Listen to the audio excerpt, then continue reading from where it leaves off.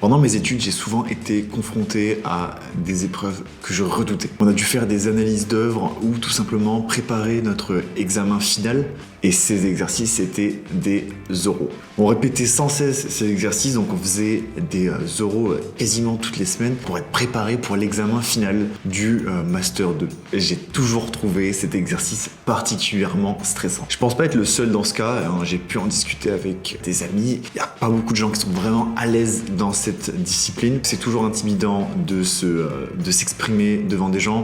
Je pense qu'on a plusieurs peurs qui interviennent, comme la peur du regard des autres, la peur du jugement, évidemment. Mais en grandissant, je me suis rendu compte que ces exercices-là, c'était pas que des exercices. Ce genre de situation-là arrivait énormément dans la vie professionnelle. Que tu rencontres un client, que tu ailles à un meeting, un shooting, on se retrouve souvent dans ces mêmes genres de situations. Alors je me suis dit, plutôt que d'encaisser à chaque fois, de tergiverser, d'être pas bien la veille, je vais m'endurcir et m'entraîner pour être meilleur dans ces faiblesses-là. Il fallait que je sorte de ma zone de confort pour devenir meilleur et progresser. D'abord, il a fallu que j'identifie mes faiblesses. Je parlais trop vite. Je parlais même beaucoup trop vite. J'avais du mal à articuler. Souvent, on me faisait répéter ce que je venais de dire. J'avais souvent un petit peu peur d'exprimer mes idées en public, donc de partager et d'émettre un avis, tout simplement. Et il fallait vraiment que je gagne de la confiance en moi. Donc, quoi de mieux que de mettre sa face sur la jungle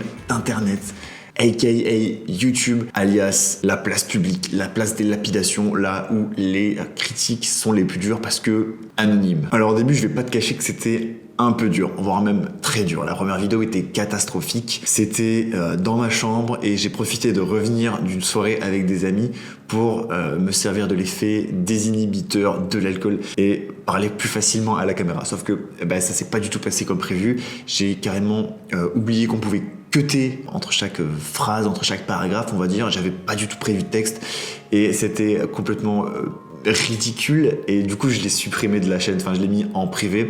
Je sais pas si j'ai le courage de mettre des petits extraits ici. Yo, salut à toi, celui qui regarde cette vidéo, sache que c'est ma première. Mais voilà, c'était vraiment pas glorieux. Mais à force de persévérance, je me suis rendu compte que j'aimais ça. Et tant mieux parce que le fait d'aimer quelque chose, tu vas forcément le pratiquer beaucoup plus. Et en le pratiquant, tu vas devenir meilleur, tu vas t'améliorer. Le point positif de faire toutes ces vidéos YouTube, c'est que c'est très formateur dans plusieurs domaines. Je vais t'expliquer vite fait toutes les étapes de la fabrication d'une vidéo comme celle-ci. D'abord, trouver une idée, et surtout une idée qui te passionne parce que ça sera d'autant plus intéressant pour toi que pour moi. Ensuite, il faut l'écrire parce que une vidéo écrite, c'est une vidéo qui est beaucoup plus structurée.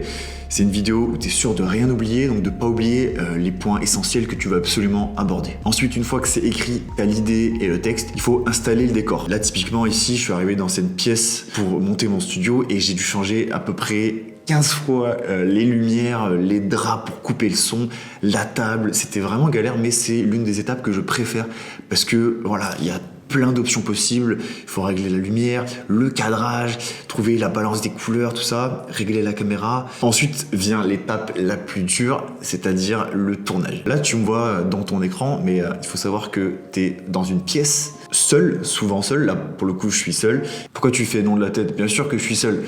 C'est une étape qui est vraiment dure parce que tu parles en fait à ta caméra, tu fais un dialogue complètement tout seul. Donc c'est une étape qui te force un petit peu à jouer de l'acting, pas de l'acting, mais voilà, de faire comme si tu parlais à quelqu'un dans une pièce vide. Donc voilà, c'est un petit peu déstabilisant au début, mais c'est un exercice qui vient petit à petit. Ensuite, une fois que ta vidéo est tournée, vient le montage. Cette étape-là est un petit peu dure aussi parce que tu te tapes ta tête et ta voix sur ton ordinateur qu'il faut que tu retouches. Donc tu passes beaucoup de temps, tu écoutes des fois 20 fois la même phrase parce que tu essaies de couper au mot près. Donc c'est assez pénible au début de voir sa tête pendant des heures. Mais à force de pratique, tu t'habitues. On dit souvent qu'un des meilleurs exercices pour pratiquer les oraux, c'est de se filmer en train de parler. Quand on parle, on ne se voit pas parler. Et donc le fait de travailler sur une vidéo de toi en train de parler, c'est la meilleure technique pour t'améliorer dans la vie de tous les jours en fait.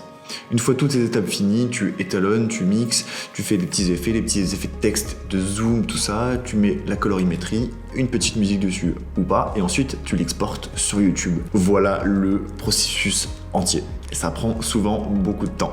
Donc je te fais un petit récapitulatif sur le pourquoi du comment je fais ces vidéos YouTube et qu'est-ce qu'elles m'ont apporté. Alors déjà l'écriture, j'étais un petit peu désorganisé on va dire avant, et le fait d'écrire une vidéo, donc de prévoir complètement comment ça va se tourner, ça m'a énormément aidé. Ensuite ça m'a vraiment aidé aussi pour l'élocution, donc le fait d'articuler et d'être beaucoup plus agréable à écouter. À force de regarder ces vidéos, à force de monter ces vidéos où je vois ma tête, j'ai pu voir et déceler les tics de langage que j'avais et les tics gestuels aussi pour essayer de les corriger. Et donc je me sers au quotidien de ce que j'ai pu voir sur ces vidéos pour m'améliorer et augmenter la confiance en moi quand je m'adresse à quelqu'un ou quand je vais à une réunion client ou autre. Voilà donc pour mon expérience avec YouTube.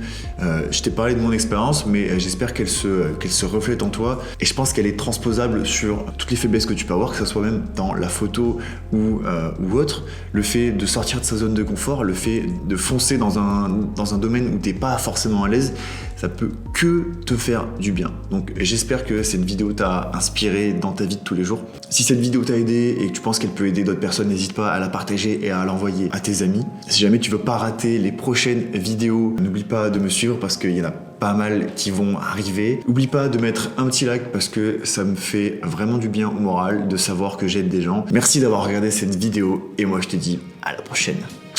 Ciao.